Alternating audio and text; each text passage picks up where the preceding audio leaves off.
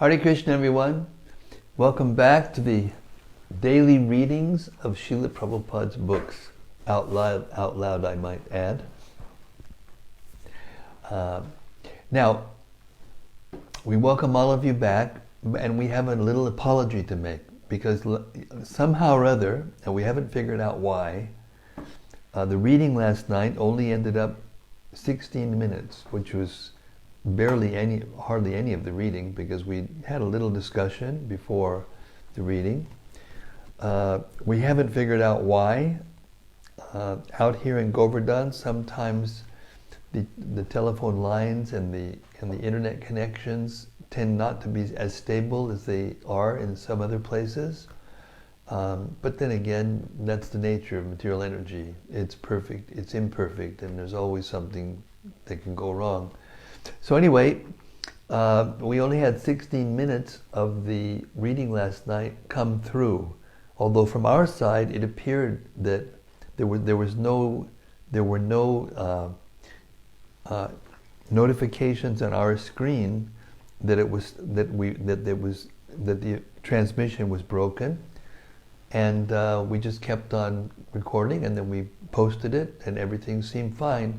But when we checked, we got a heads up from Rati Manjari in Netherlands, in Amsterdam, that only 16 minutes came through, and sure enough, when we checked our own phone, my phone, which we use for recording, there were only 16 minutes they recorded. So we planned tonight, to read what we read again last night to you today, because devotees are attached to hearing the Bhagavatam all the way through, and that's the way the Bhagavatam was written, and that's the way we should hear it. One verse after another, chapter after chapter, canto after canto, on our journey back to Goloka Vrindavan and the pastimes of Brajadam. Okay, before we start, we'll recite the Srimad-Bhagavata Mahima Stotram of Srila Sanatana Goswami. And it goes like this. Sarva Shastrabdi Piyusha Sarva Vedaika Satpala Sarva Siddhanta Ratnadya Sarva Lokaika Drikprada.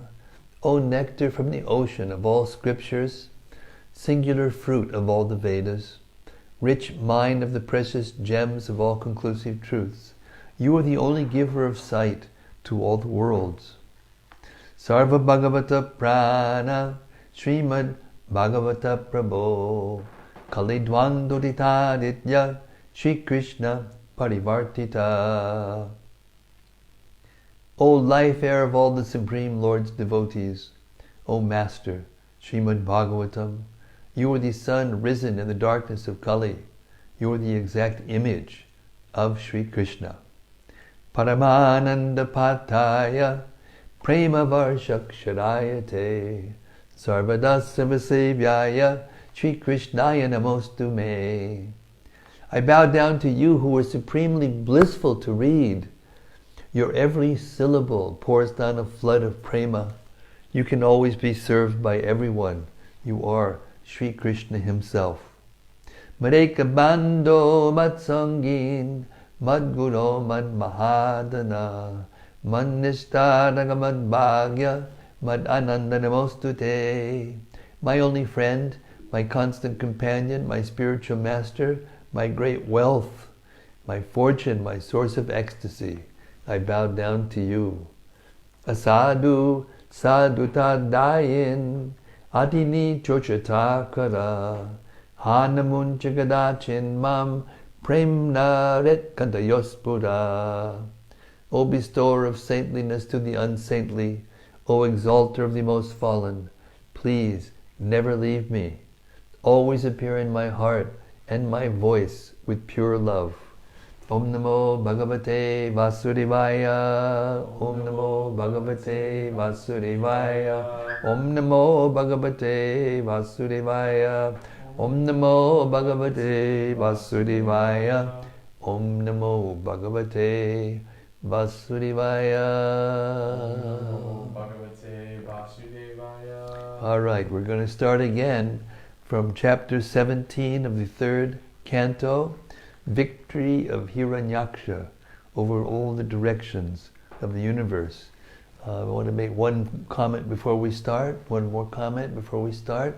It's a shame that Vilas Manjari's commentary or reflections and discussion after the reading last night wasn't recorded, because it was very nice, and we were all encouraged that devotees from all over the world are hearing the Bhagavatam every night and getting their spiritual creepers nourished, and in some cases reawakened the taste of chanting and hearing Srila Prabhupada's books. So we apologize to Vilas Manjari that her the recording of her reflections didn't get published, but we look forward to seeing her again and hearing her reflections on another day. Okay, victory of Hiranyaksha over all the directions of the universe, the pregnancy of Diti after the untimely event of the conception is now bearing fruit. Text 1. Sri Maitreya said, the demigods, the inhabitants of the higher planets, were freed from all fear upon hearing the cause of the darkness explained by Brahma, who was born from Vishnu. Thus they all returned to their respective planets.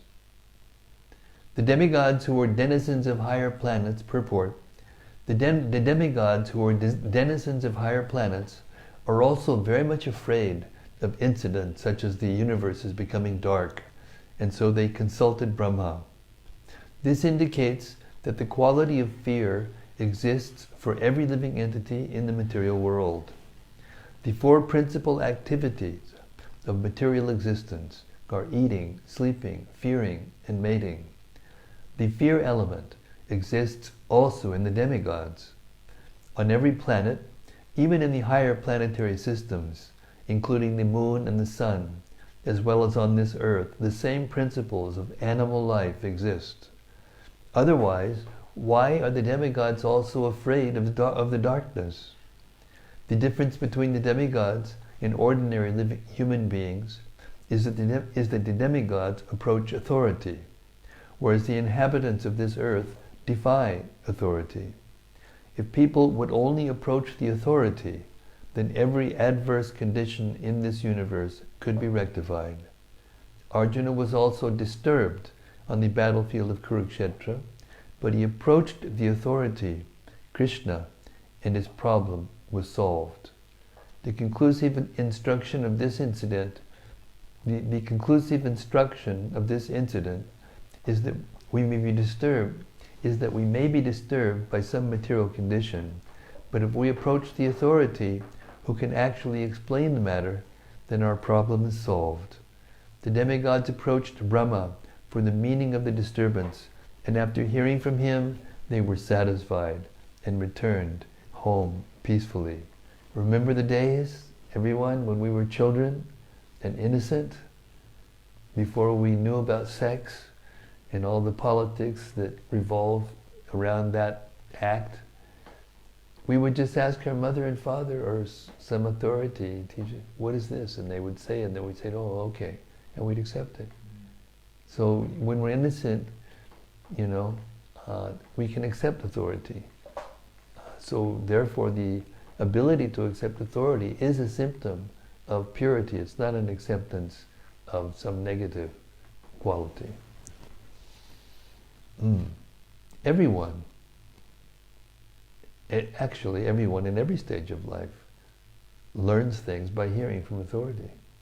Who doesn't? Why do we go to school? Why do we have all these universities? Why would we have, systems and organized society? Text 2. The virtuous Lady Diti had been very apprehensive of trouble to the gods from the children in her womb, and her husband predicted the same. She brought forth twin sons after a full 100 years of pregnancy. Text 3. On the birth of the two demons, there were many natural disturbances, all very fearful and wonderful in the heavenly planets, the earthly planets, and in between them. Text 4. There were earthquakes along the mountains on the earth, and it appeared that there was fire everywhere. Many inauspicious planets, like Saturn, appeared, along with comets, meteors, and thunderbolts. Purport. When natural disturbances occur on a planet, one should understand that a demon must have taken birth there. In the present age, the number of demoniac people is increasing. Therefore, natural disturbances are also increasing. There is no doubt about this, as we can understand from the statements of the Bhagavatam. Text 5. There blew winds, which were most uninviting to the touch, hissing again and again, and uprooting gigantic trees. They had storms for their armies, and clouds of dust for their ensigns. Purport.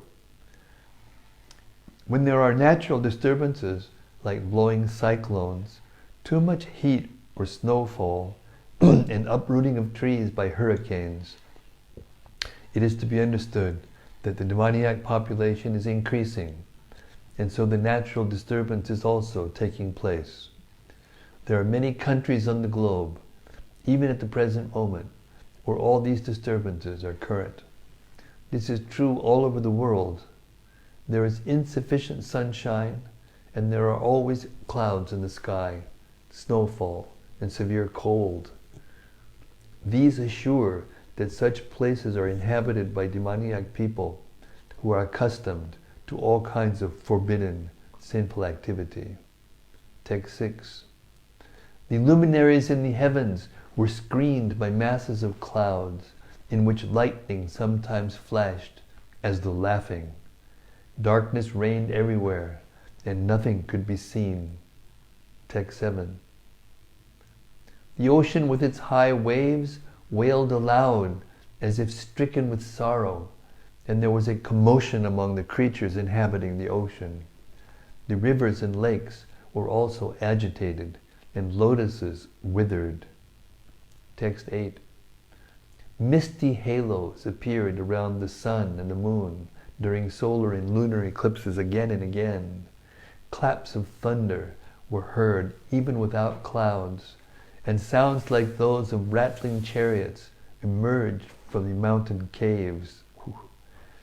It's like a horror movie, huh? It's going on now. It's even more. It's all the time now.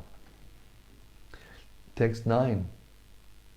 In the interior of the villages, she-jackals yell portentously, vomiting strong fire from their mouths, and jackals and owls also joined them with their cries. Text 10. Raising their necks, dogs cried here and there, now in the manner of singing, and now of wailing. Text 11. O Vidura, the asses ran hither and thither in herds, striking the earth with their hard hooves and wildly braying. Purport. Asses also feel very respectable as a race, and when they run in flocks hither and thither in so-called jollity, it is understood to be a bad sign for human society. Text 12. Frightened by the braying of the asses, birds flew shrieking from their nests, while cattle in the cowsheds, as well as in the woods, passed dung and urine. Text 13. Cows, terrified, yield blood in the place of milk. Clouds rained pus. The images of the gods in the temples shed tears, and trees fell down without a blast of wind. Text 14. Ominous planets, such as Mars and Saturn, shone brighter and surpassed the auspicious ones, such as Mercury, Jupiter, and Venus, as well as a number of lunar mansions. Taking seemingly retrograde courses, the planets came in conflict with one another. Purport. The entire universe is moving under the three modes of material nature. Those living entities who are in goodness are called the pious species, pious lands, pious trees, etc. It is similar with the planets also. Many planets are considered pious and others are considered impious. Saturn and Mars are considered impious. When the pious planets shine very brightly, it is an auspicious sign. But when the inauspicious planets shine very brightly, this is not a very good sign. How are we doing in the... So far, so good? Yeah, I'm straight. Okay. Text 15. We're monitoring. This is to try to understand what's going on. So we have a monitor. Bhakta Matt is monitoring the transmission to make sure it's still streaming. So far, so good. Text 15. Marking these and many other omens of evil times, everyone but the four sage sons of Brahma, who were aware of the fall of Jai and Vijay and of their birth as Diti's sons, was seized with fear.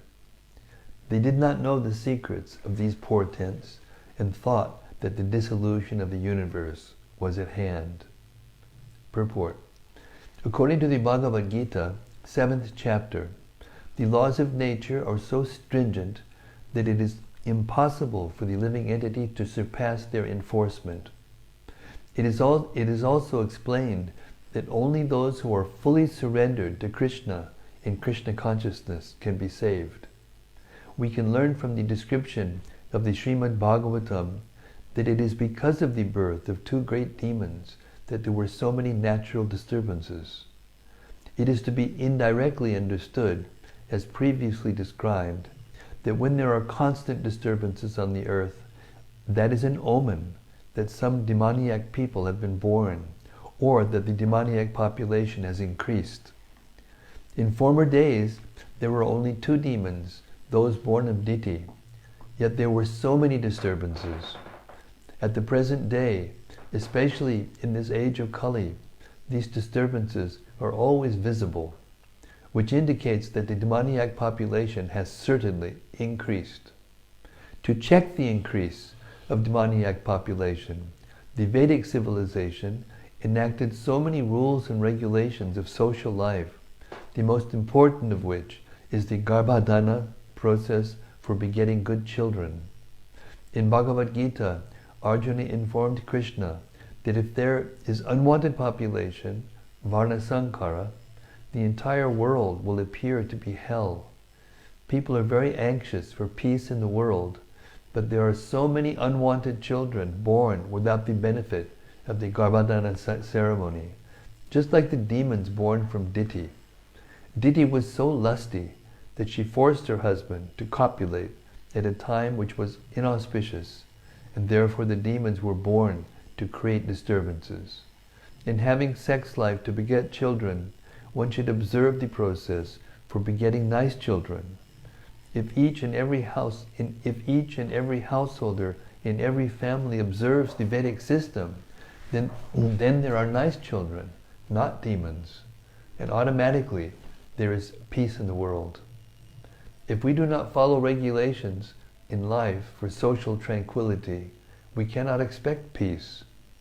Rather, we will have to undergo the stringent reactions of natural laws. Text 16. These two demons, who appeared in ancient times, soon began to exhibit uncommon bodily features. They had steel-like frames, which began to grow just like two mountains. Purport. There are two classes of men in the world. One is called the demon, and the other is called the demigod. The demons concern themselves with the spiritual upliftment of human society. The demigods concern themselves with the spiritual upliftment of human society, whereas the demons are concerned with physical and material upliftment. The two demons born of Diti began to make their bodies as strong as iron frames, and they were so tall that they seemed to touch outer space. They were decorated with valuable ornaments, and they thought that this was success in life.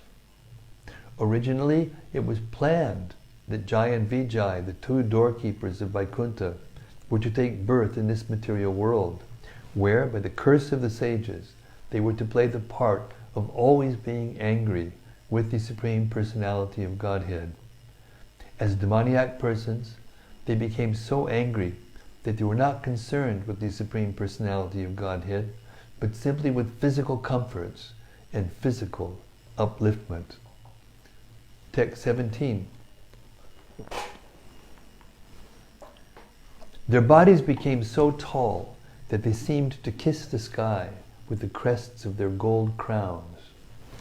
They blocked the view of all directions, and while walking, shook the earth at every step.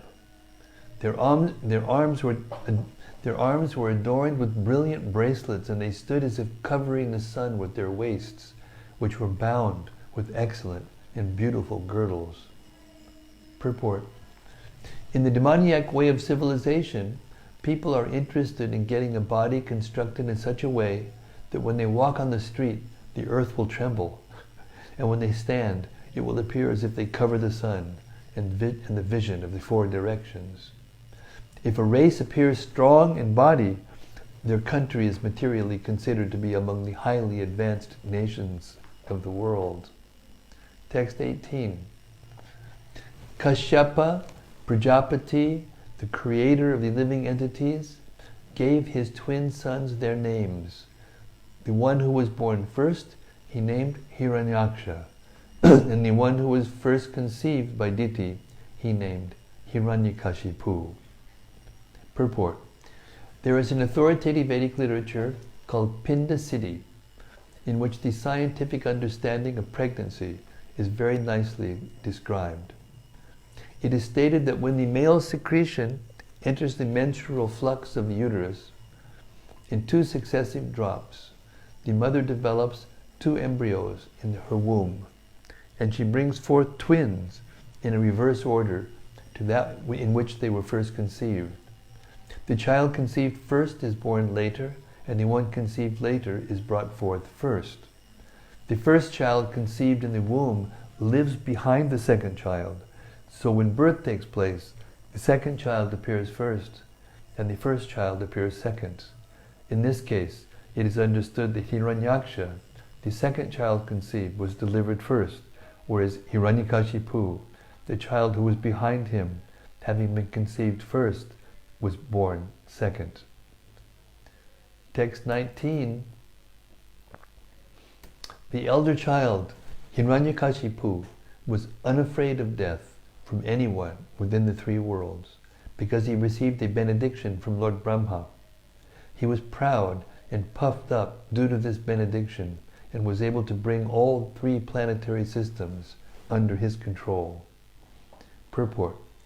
As will be revealed in later chapters, Hiranyakashipu underwent severe austerity and penance to satisfy Brahma, and thus receive a benediction of immortality. Actually, it is impossible even for Lord Brahma to give anyone the benediction of becoming immortal.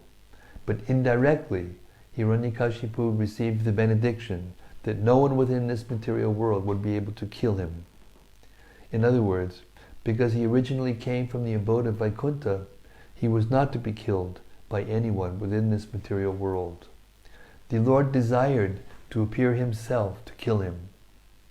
One may be very proud of his material advancement in knowledge, but he cannot be immune to the four principles of material existence, namely birth, death, old age, and disease. It was the Lord's plan to teach people that even Hiranyakashipu, who was so powerful and strongly built, could not live more than his destined duration of life. One may become so strong and puffed up as Hiranyakashipu and bring under his control all the three worlds, but there is no possibility of continuing life eternally or keeping the conquered booty forever. So many emperors have ascended to power, and they are now lost in oblivion. That is the history of the world. Text 20. His younger brother, Hiranyaksa, was always ready to satisfy his elder brother by his activities. Hiranyaksa took a club on his shoulder and traveled all over the universe with a fighting spirit just to satisfy Hiranyakashipu. Purport. The demoniac spirit is to train all family members to exploit the resources of this universe for personal sense gratification, whereas the godly spirit is to engage everything in the service of the Lord. Hiranyakashipu was himself very powerful, and he made his younger brother, Hiranyaksha, powerful to assist him in fighting with everyone and lording it over material nature as long as possible. If possible, he wanted to rule the universe eternally. These are demonstrations of the spirit of the demoniac living entity. Text 21. Hiranyaksha's temper was difficult to control. He had anklets of gold tinkling about his feet. He was adorned with a gigantic garland, and he rested his huge mace on one of his shoulders. 22. His mental and bodily strength, as well as the boon conferred upon him, had made him proud. He feared death at the hands of no one, and there was no checking him. The gods therefore were seized with fear at his very sight, and they hid themselves, even as snakes hide themselves for fear of Garuda. Purport. The asuras are generally strongly built, as described here, and therefore their mental condition is very sound, and their prowess is also extraordinary. Hiranyaksha and Hiranyakashipu, having received the boon that they would not be killed by any other living entity within this universe, were almost immortal, and thus they were completely fearless. Text 23. On not finding Indra and the other demigods, who had previously been intoxicated with power, the chief of the Daityas, seeing that they had all vanished before his might, roared loudly. 24. After returning from the heavenly kingdom, the mighty demon, who was like an elephant in wrath, for the sake of sport, dived into the deep ocean, which was roaring terribly. On his entering the ocean, the aquatic animals who formed the host of Varuna were stricken with fear and ran away, far away. Thus Hiranyaksha showed his splendor without dealing a blow. Purport. Materialistic demons sometimes appear to be very powerful and are seen to establish their supremacy throughout the world. Here also it appears that Hiranyaksha, by his demoniac strength, actually established his supremacy throughout the universe, and the demigods were afraid of his uncommon power. Not only were the demigods in space afraid of the demons, Hiranyakashipu and Hiranyaksha, but so also were the aquatic animals within the sea. 26. Moving about in the ocean for many, many years, the mighty Hiranyaksha smote the gigantic wind-tossed waves again and again with his iron mace and reached Vibhavari, the capital of Varuna. Purport. Varuna is supposed to be the predominating deity of the waters, and his capital, which is known as Vibhavari, is within the watery kingdom. Text 27. Vibhavari is the home of Varuna, lord of the aquatic creatures and guardian of the lower regions of the universe, where the demons generally reside. There, Hiranyakashipu fell at Varuna's feet like a low-born man, and to make fun of him, he said with a smile, "Give me battle, O Supreme Lord." Purport.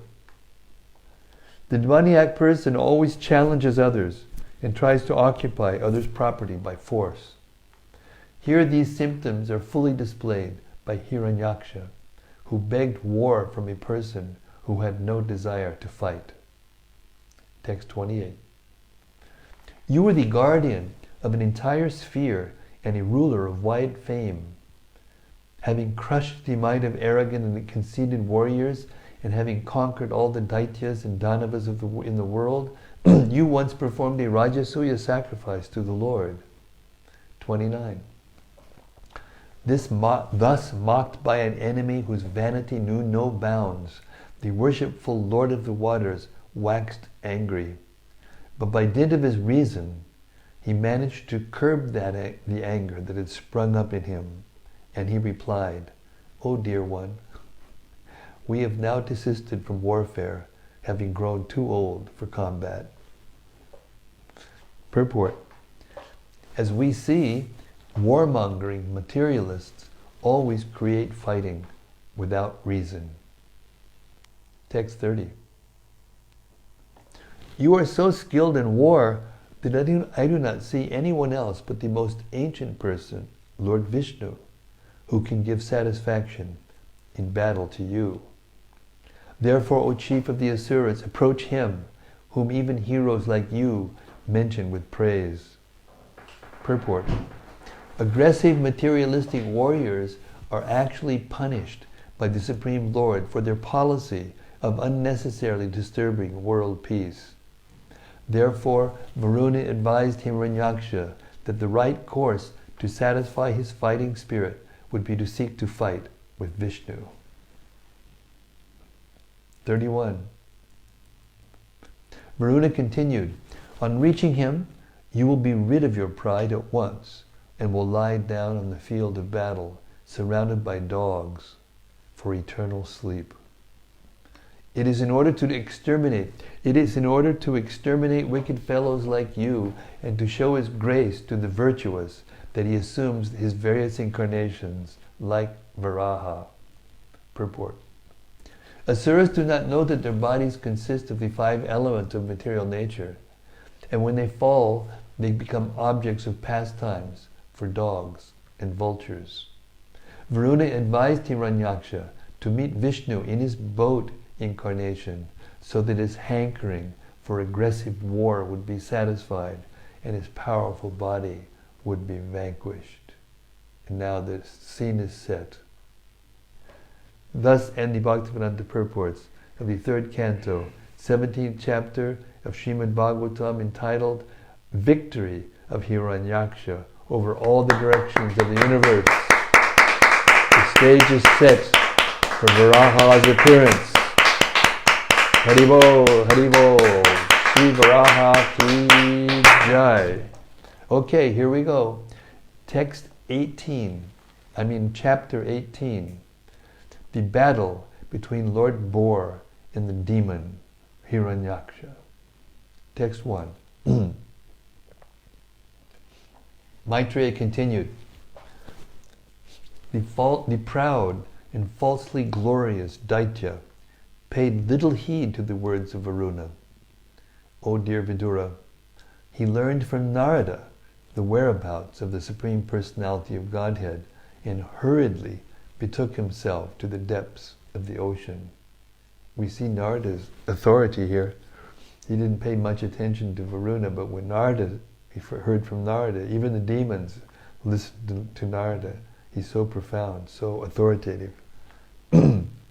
Purport, so empowered. Materialistic warmongers are not even afraid to fight with their mightiest enemy, the personality of Godhead. The demon was very encouraged to learn from Varuna that there was one fighter who could actually combat him, and he was very enthusiastic to search out the Supreme Personality of Godhead just to give him a fight, even though it was predicted by Varuna that by fighting with Vishnu he would become prey for dogs, jackals, and vultures. Since demoniac persons are less intelligent, they dare to fight with Vishnu, who is known as Ajita, or one who has never been conquered. Text 2. He saw there the all-powerful personality of Godhead in his boar incarnation, bearing the earth upward on the ends of his tusks and robbing him of his splendor with his reddish eyes. The demon laughed. Oh, an amphibious beast. Purport. In the previous chapter we have discussed the incarnation of the Supreme Personality of Godhead as Varaha, the boar.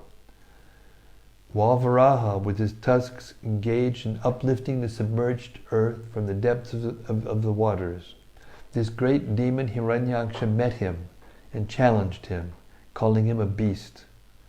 Demons cannot understand the incarnation of the Lord. They think that his incarnation as a fish or boar or tortoise are big beasts only. They misunderstand the body of the Supreme Personality of Godhead, even in his human form, and they deride his descent. In the Chaitanya Sampradaya, there is sometimes a demoniac misconception about the descent of Nityananda Prabhu. Nityananda Prabhu's body is spiritual, but demoniac persons consider the body of the Supreme Personality to be material, just like ours. Abhajanantimam mudha. Persons who have no intelligence deride the transcendental form of the Lord as material.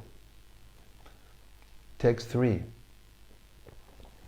The demon addressed the Lord, O best of the demigods, dressed in the form of a boar, just hear me.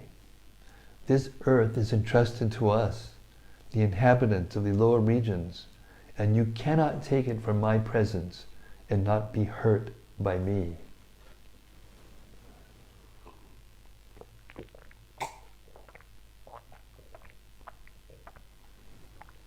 Purport.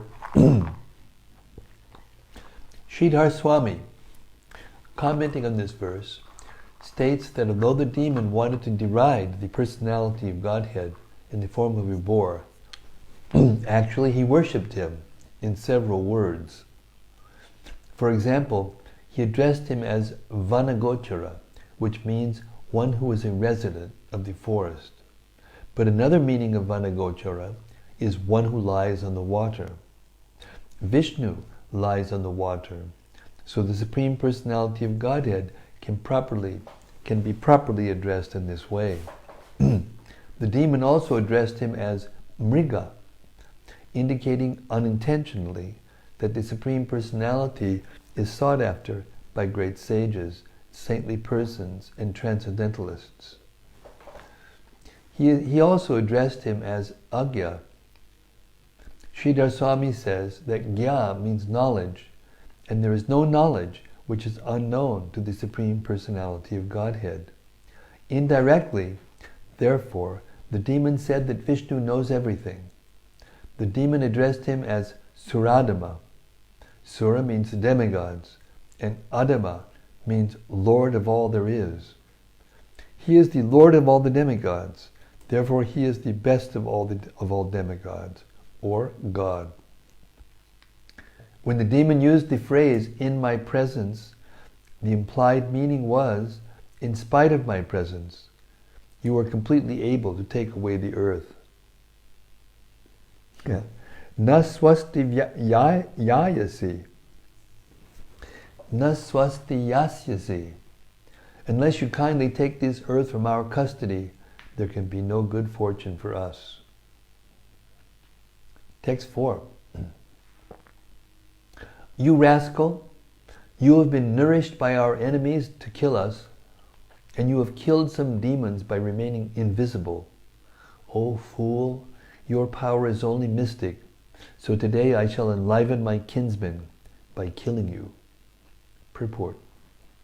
The demon used the word abhavaya, which means for killing. Sridhar Swami comments that this killing means liberating, or in other words, killing the process of continued birth and death. The Lord kills the process of birth and death and keeps himself invisible. The activities of the Lord's internal potency are inconceivable, but by a slight exhibition of this potency, the Lord, by his grace, can deliver one from nations. Shruchaha means miseries.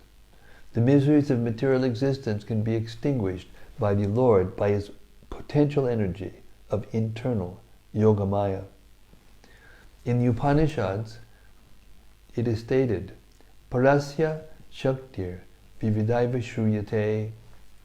The Lord is invisible to the eyes of the common man, but His energies act in various ways. When demons are in adversity, they think that God is hiding Himself and is working by His mystic potency. They think that if they can find God, they can kill Him just by seeing Him. Hiranyaksa thought that way, and he challenged the Lord, "You have done tremendous harm to our community, taking the part of the demigods, and you have killed our kinsmen in so many ways, always keeping yourself hidden. Now I see you face to face, and I am not going to let you go. I shall kill you and save my kinsmen from your mystic misdeeds." Not only are demons always anxious to kill God with words and philosophy, but they think that if one is materially powerful, he can kill God with materially fatal weapons. Demons like Kamsa, Ravana, and Hiranyakashipu thought themselves powerful enough to kill even God. Demons cannot understand that God, by His multifarious potencies, can work so wonderfully that He can be present everywhere and still remain in His eternal abode, Goloka Vrindavan. Text 5. The demon continued, "When you fall dead, with your skull smashed by the mace hurled by my arms, the demigods and sages who offer you oblations and sacrifice in devotional service will also automatically cease to exist, like trees without roots." Purport. Demons are very much disturbed when devotees worship the Lord in the prescribed ways recommended in the scriptures. In the Vedic scriptures, the neophyte devotees are advised to engage in 9 kinds of devotional service, such as to hear and chant the holy name of God, to remember Him always, to chant on beads, Hare Krishna, Krishna Krishna, Hare Hare, Hare Rama, Rama Rama, Hare Hare, to worship the Lord in the form of His deity incarnation in the temples, and to engage in various activities of Krishna consciousness to increase the number of godly persons for perfect peace in the world. Demons do not like such activity. They are always envious of God and His devotees. Their propaganda not to worship in the temple or church, but simply to make material advancement for satisfaction of the senses, is always current. The demon Hiranyaksa, upon seeing the Lord face to face, wanted to make a permanent solution by killing the personality of Godhead with his powerful mace. The example of an uprooted tree mentioned here by the demon is very significant. Devotees accept that God is the root of everything. Their example is that just as the stomach is the source of energy of all the limbs of the body, God is the original source of all energy manifested in the material and spiritual worlds. Therefore, as supplying food to the stomach is the process to satisfy all the limbs of the body, Krishna consciousness, or developing love of Krishna, is the sublime method for satisfying the source of all happiness. The demon wants to uproot this source, because if the root, God, were to be checked, the activities of the Lord and the devotees would automatically stop. The demon would be very much satisfied by such a situation in society. Demons are always anxious to have a godless society for their sense gratification. According to Sridhar Swami, this verse means that when the demon would be deprived of his mace by the Supreme Personality of Godhead, not only the neophyte devotees, but also the ancient, sagacious devotees of the Lord would be very much satisfied. Text 6.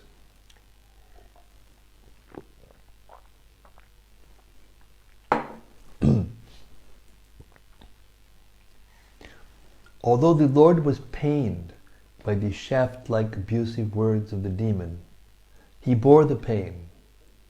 But seeing that the earth on the ends of his tusks was frightened.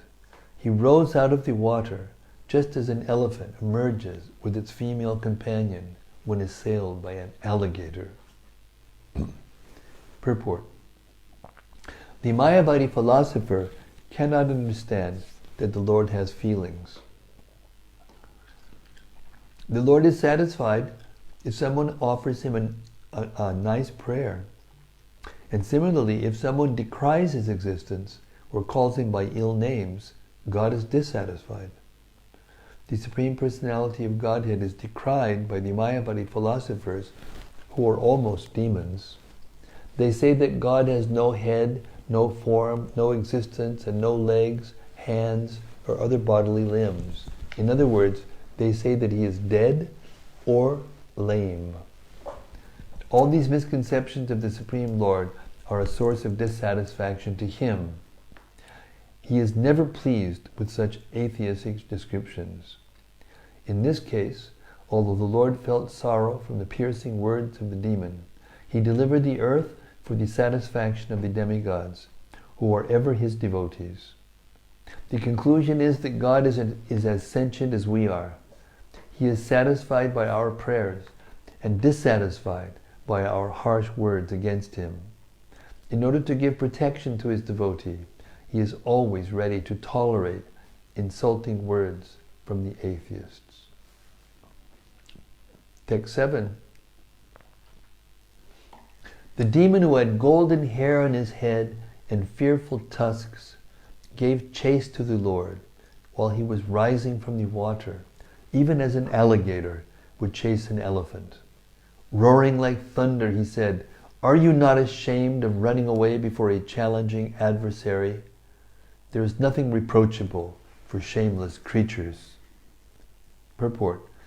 When the Lord was coming out of the water, taking the earth in his arms to deliver it, the demon derided him with insulting words, but the Lord did not care because he was very conscious of his duty. For a dutiful man, there is nothing to fear. Similarly, those who are powerful have no fear of derision or unkind words from an enemy. The Lord had nothing to fear from anyone, yet he was merciful to his enemy by neglecting him. Although apparently he fled from the challenge, it was just to protect the earth from calamity that he tolerated Hiranyaksa's deriding words. Text 8. The Lord placed the earth within his sight on the surface of the water and transferred to her his own energy in the form of the ability to float on the water. While the enemy stood looking on, Brahma, the creator of the universe, extolled the Lord, and the other demigods rained flowers on him.